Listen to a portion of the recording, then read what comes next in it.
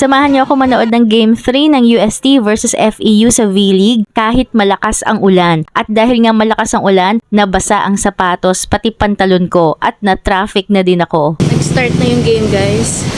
Pero palakad na rin naman ako papuntang Phil Sports. Pero nag-start na yung game. 2 o'clock, it's 2:05.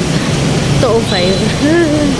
Sana nandiyan na si Poyos para sulit yung aking punta. Bibili pa pala ako ng ticket at nararatel na ako dyan kasi naririnig ko na ang game at sobrang hoping ako na naglalaro na si Angge Poyo sa Game 3 kasi need talaga siya ng UST kaya ang saya ko nung makita ko siya sa court.